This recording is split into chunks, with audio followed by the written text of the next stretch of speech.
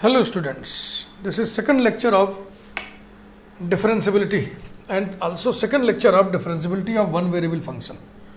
पिछले वीडियो में मैंने आपको डेफिनेशन बताया था और इस वीडियो में मैं सबसे पहले कंटिन्यूटी और डिफरेंशियबिलिटी में कनेक्शन बताता हूँ.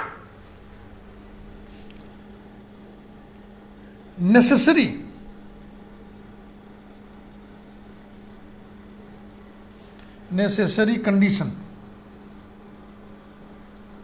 for differentiability.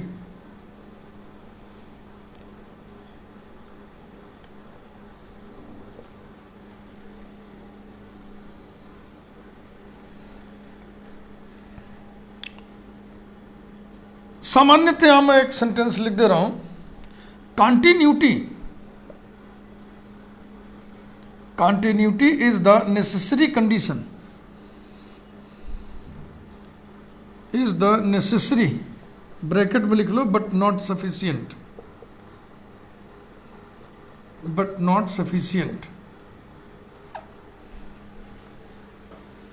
condition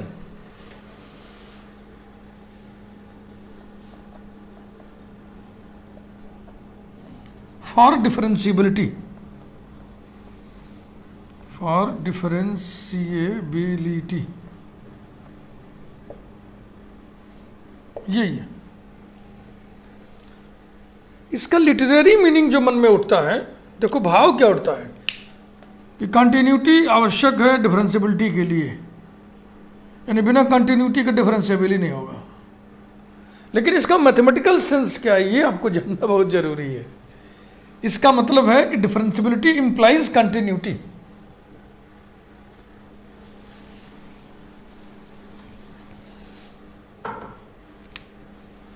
It means that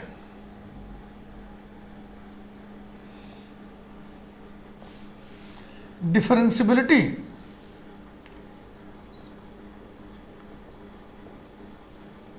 implies continuity.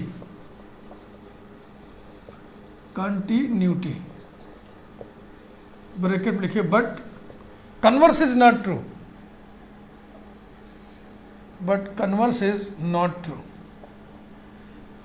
यही मतलब है इसका मैथमेटिकल मतलब. यदि फंक्शन डिफरेंशिएबल है तो कंटिन्यूअस भी होगा, यदि फंक्शन कंटिन्यूअस है तो जरूरी नहीं है कि वो डिफरेंशिएबल भी हो. तो इसको आइए हम लोग प्रूव करें.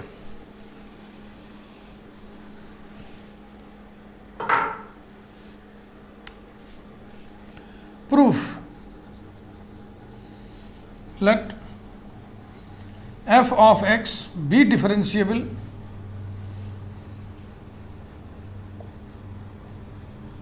at x equal to a, then the limit x tends to a, f of x minus f of a upon x minus a exists. ये लिमिट एग्जिस्ट करेगी. माने लिमिट कैलकुलेट करोगे तो कुछ मिलेगा आपको, माना वो d के बराबर मिलेगा. लेट कुछ मान लिया जाए, let limit x tends to a, f of x minus f of a upon x minus a equals to d. Number one, we have to prove that this function is also continuous at x equal to a. तो x equal to a पर function continuous कब होगा? जब x equal to a पर limit और value बराबर हो जाए. तो आइए निकालें, हम दिखाएं इस चीज को. Now f of x minus f of a को हम ऐसे मैनिपुलेट करके सेट कर सकते हैं. f of x minus f of a upon x minus a into x minus a.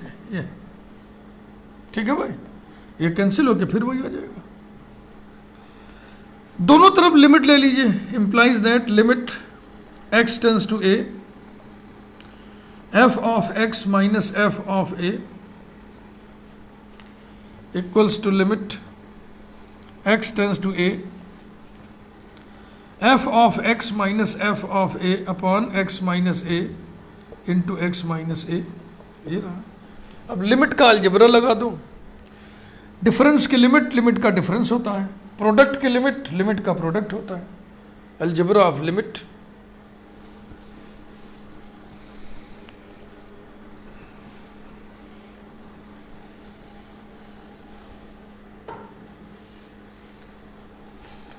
implies that limit x tends to a f of x minus limit x tends to a f of a। ठीक भाई, ये limit इसका और यही limit इसका, ऐसे ही product में तोड़ दीजिए। Equals to limit x tends to a f of x minus f of a upon x minus a into limit x tends to a x minus a। ठीक भाई, implies that limit x tends to a f of x। देखो इस quantity में x है ही नहीं है, तो x tends to a यानी x इक्वल टू a रखने पर इसके ऊपर कोई असर नहीं पड़ेगा, because it is independent of x minus f of a equals to, इसी की वैल्यू तो आप d माने हो, ये देखो, into x equal to a रखने से a माइनस a यानी 0 आ जाएगा, इक्वल्स टू 0। ट्रांसपोज कर दो, इसको इधर कर दो, limit x tends to a f of x equals to f of a। तो x इक्वल टू a पर limit x equal to a पर वैल्यू बराबर हो गया, इसलिए फंक्शन कंटिन्यूअस हो गया। Therefore f of x is continuous at x equal to a। तो सिद्ध हुआ कि यदि function x equal to a पर डिफरेंशिएबल है तो x इक्वल टू a पर कंटिन्यूअस भी होगा।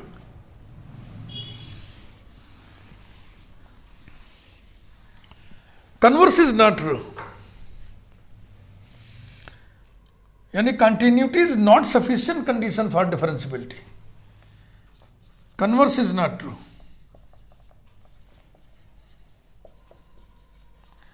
इसके लिए एक एग्जाम्पल कोट कर देना पड़ेगा। Let us consider the function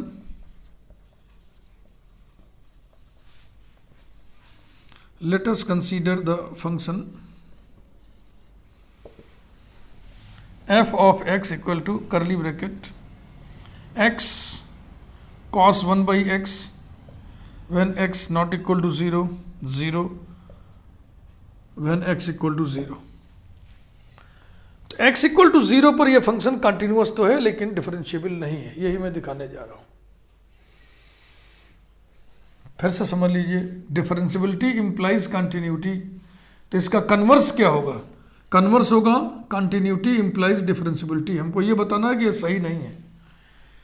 continuity हमेशा डिफरेंशिएबिलिटी को इंप्लाई करे, ऐसा नहीं होता है। कोई फंक्शन कंटिन्यूअस हो तो ये जरूरी नहीं है कि वो डिफरेंशिएबल हो सकता है, नहीं भी हो सकता है, हो सकता है तो हो सकता है, नहीं हो सकता है तो एक एग्जाम्पल करके दिखा दो। निगेट करने के लिए एग्जाम्पल कोट किया जाता है, एक उदाहरण को उद्धृत किया जाता है।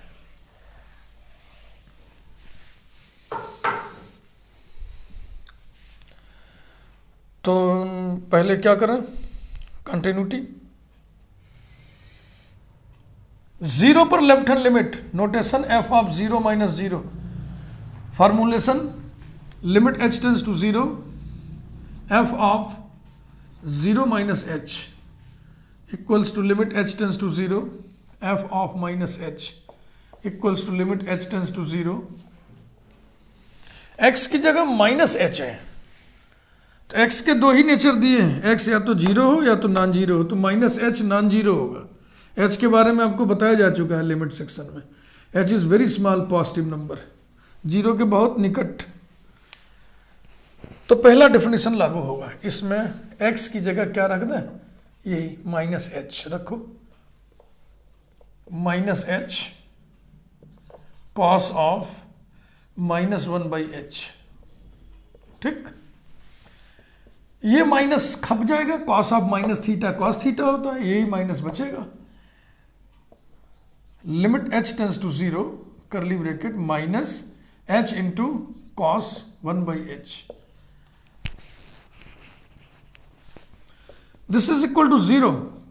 Logic sense limit h tends to 0 minus h equal to 0 and cos 1 by h इज a bounded function, is a bounded function. ये सब लिमिट सेक्शन में आपको हम पढ़ा चुके हैं। अगर जरा भी कमजोरी आप महसूस करते हैं तो लिमिट के वीडियोस देखें। ये थ्योरम ही हम आपको बस सिद्ध करके बता दिए थे कि यदि एफ एक्स की लिमिट 0 हो और G of X bounded function हो तो F X into G X की लिमिट भी 0 होती है। Right hand limit F of 0 plus 0 equal to limit h tends to 0 f of 0 plus h equal to limit h tends to 0 f of h equals to limit h tends to 0 h cos 1 by h। फिर ये limit आ गया ना, यहाँ minus h की जगह की बार h होगा, तो ये लिमिट कितनी आएगी 0।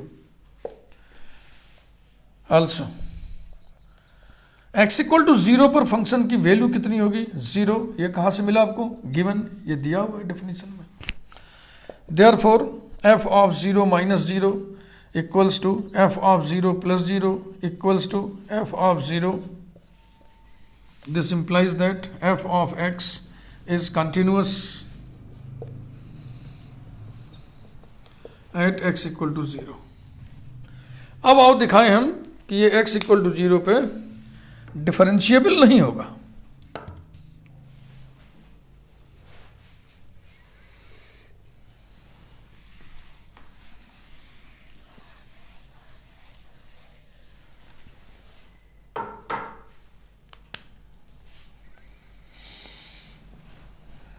Now left hand derivative at 0 L F dash 0 formulation limit h tends to 0 f of 0 minus h minus f of 0 upon minus h equal to limit h tends to 0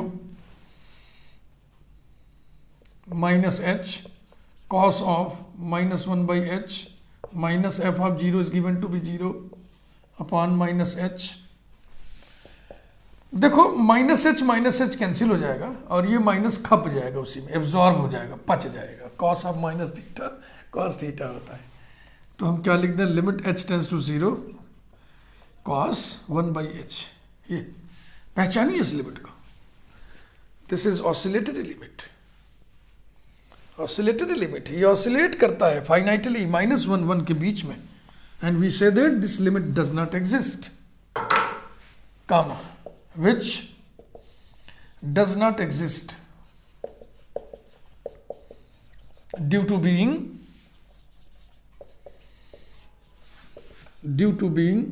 an oscillatory limit। oscillatory limit, देखो भैया left hand derivative 0 पर exist नहीं कर रहा है, तो right hand derivative 0 पर हम कैलकुलेट नहीं करेंगे, क्योंकि अगर वो एग्जिस्ट कर ही गया तो क्या होगा, डिफरेंशियबिलिटी तो नहीं होगा ना। डिफरेंशियबिलिटी तब होता है जब left hand derivative right hand derivative दोनों एग्जिस्ट करें और दोनों आपस में बराबर हो। तो यहाँ पे अब कंक्लूड कर दिया, therefore f of x is not differentiable या derivable, is not differentiable at x equal to 0। तो हमने आपको दिखाया एक ऐसा एग्जाम्पल जो फंक्शन ऐसा बताया x इक्वल टू 0 पर जो कंटिन्यूस तो है लेकिन डिफरेंशिएबल नहीं है। इसका मतलब continuity is not sufficient condition for differentiability. अब जरा कंट्रा पॉजिटिव एक चीज है, मैं आपको सिखा रहा हूं। कंट्रा पॉजिटिव ये लॉजिक में है, लॉजिक एक ब्रांच होती है मैथमेटिक्स की। ये सभी जगहों पे बीएससी में नहीं है, मध्य प्रदेश यूनिफाइड सिलेबस में है, मुझे मालूम है। मध्य प्रदेश यूनिफाइड सिलेबस के लिए भी हम बुक्स तैयार कर रहे हैं, इसलिए हमें मालूम है। तो वहाँ के बच्चे तो तुरंत इसको पकड़ लेंगे जो चीज़ मैं बताने जा रहा हूँ, लेकिन बहुत सी जगहों पर नहीं है। इलाहाबाद यूनिवर्सिटी में है ना, कहीं है कहीं नहीं है। तो चलो एक चीज़ आपको हम बता रहे हैं, उसको सीखो। Contrapositive of a statement, contrapositive of a statement, और ये सबको कंट्रा पॉजिटिव स्टेटमेंट कहते हैं ना। Contrapositive statement, negative statement, affirmative statement, contrapositive statement. Statement माने कथन। स्टेटमेंट उस सेंटेंस को कहते हैं जो या तो ट्रू है या तो फॉल्स है।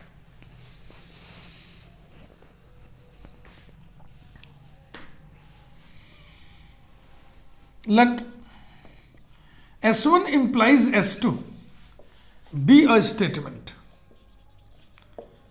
be a statement। ये या तो ट्रू होगा या तो फॉल्स होगा। जो स्टेटमेंट सदैव ट्रू हो उसको टोटोलॉजी कहते हैं। Then it's contrapositive, it's contrapositive statement will be negation of S2। S2 के निगेशन को ऐसे लिखते हैं, implies that negation of S1। यही है कंट्रापोजिटिव। किसी भी स्टेटमेंट और उसके कंट्रापोजिटिव स्टेटमेंट की जो ट्रूथ वैल्यू होती है वो बराबर होती है, दोनों इक्विवेलेंट होता है। तो इक्विवेलेंट ना बोल के उसको टोटोलॉजिकली इक्विवेलेंट बोला जाता है। पहली बात, a statement and its contrapositive statement, contrapositive statement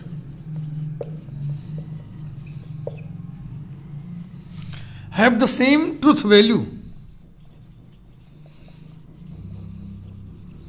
have the same truth value। अर्थात इसी को हम यूं भी कह सकते हैं, a statement and its contrapositive statement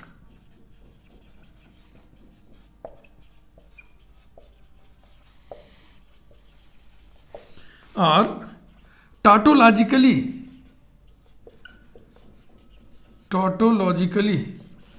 equivalent, equivalent। यही चीज पहले सीखो। अब इस चीज को हम लेके चल रहे हैं कंटिन्यूटी डिफरेंशियबिलिटी के कनेक्शन पर।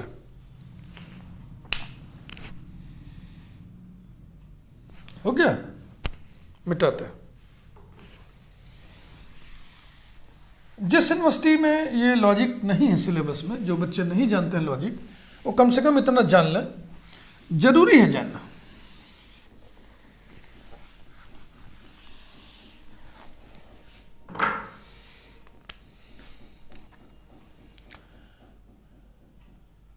Note,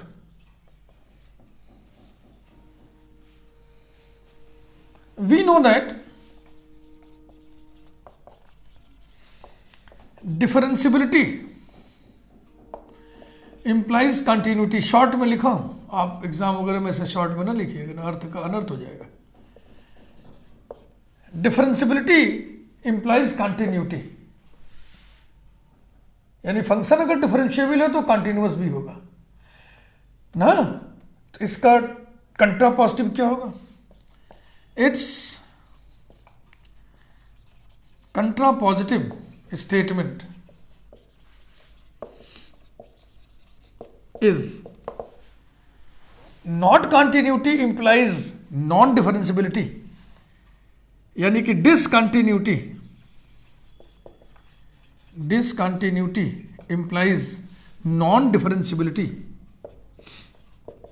non-derivability, non differentiability,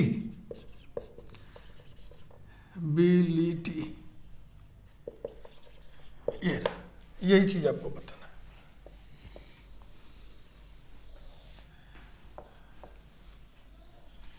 These two statements are tautologically equivalent.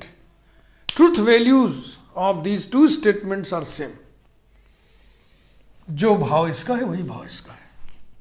तो बड़ी अच्छी बात है। प्रमाणित यह हुआ कि यदि फंक्शन डिसकंटिन्यूअस है तो डिफरेंशिएबल भी नहीं होगा। समझ रहे हो ना? एग्जाम्पल 1, अगर फंक्शन कंटिन्यूअस नहीं है तो डिफरेंशिएबल भी नहीं होगा। Example 1, f of x equal to curly bracket mod x upon x when x not equal to zero. Signum function है ये जो मैं लिख रहा हूँ, इसको सिग्नम फंक्शन कहते हैं। F of x equal to zero when x equal to zero. Zero पर ये कंटिन्यूअस नहीं है, तो जीरो पर चलिए लिमिट निकालें। Left hand limit F of zero minus zero equals to limit h tends to zero. F of zero minus h equal to limit h tends to zero. F of minus h equals to limit h tends to zero. Mod of minus h upon minus h. Clear? X की जगह minus H है तो ये वाला definition लगेगा ना, minus H zero तो है नहीं, तो एक्स की जगह माइनस एच इसमें रख दिए, mod of minus h upon minus H.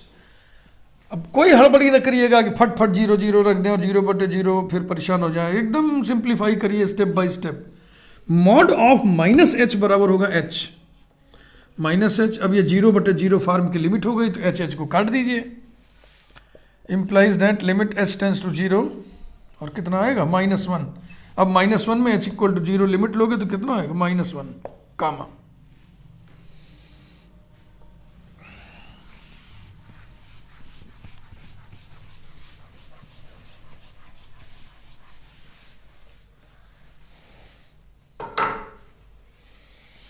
Right hand limit F of zero plus zero is equal to limit h tends to zero.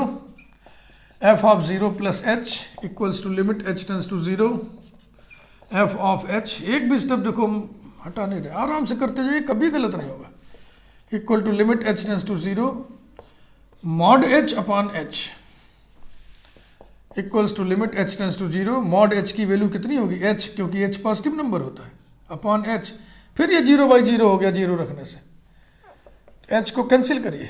Limit h tends to zero one, और one में h equal to zero limit लेने से आ जाएगा one.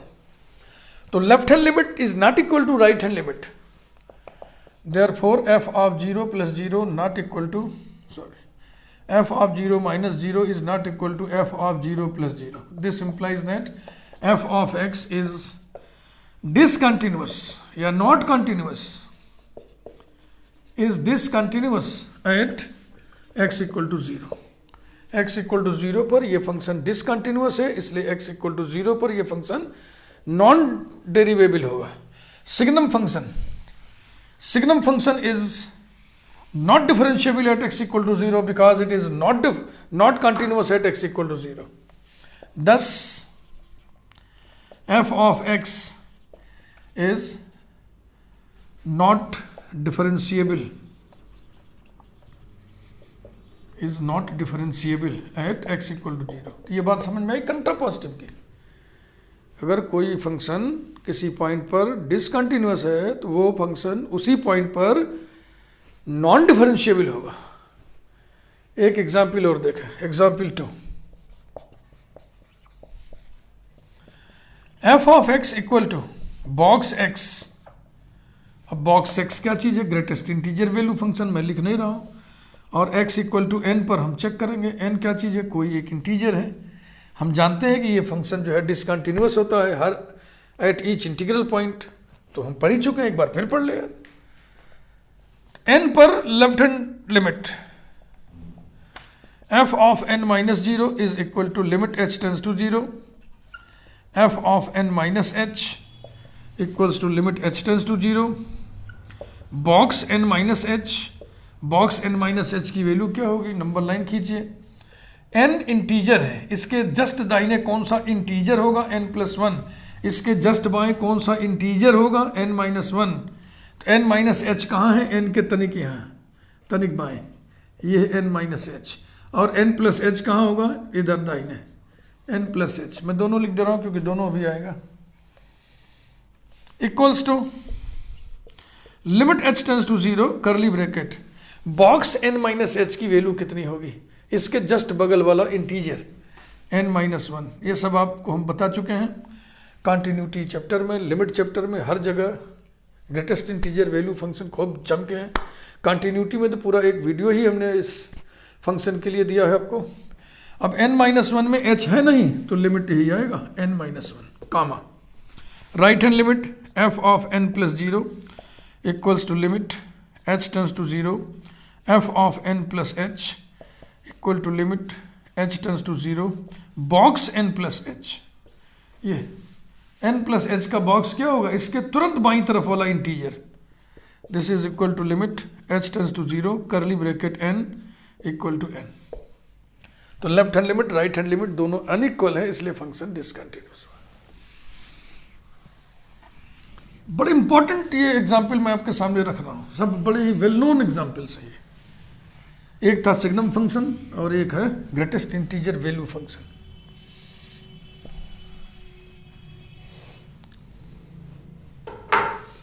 Therefore, f of n minus 0 not equal to f of n plus 0 implies that f of x is discontinuous at x equal to n, where n is any integer. Thus, f of x equal to box x is non-differentiable या not differentiable, not derivable, not differentiable at x equal to n where n is any integer. Greatest integer value function किसी भी integral point पर differentiable नहीं होता है।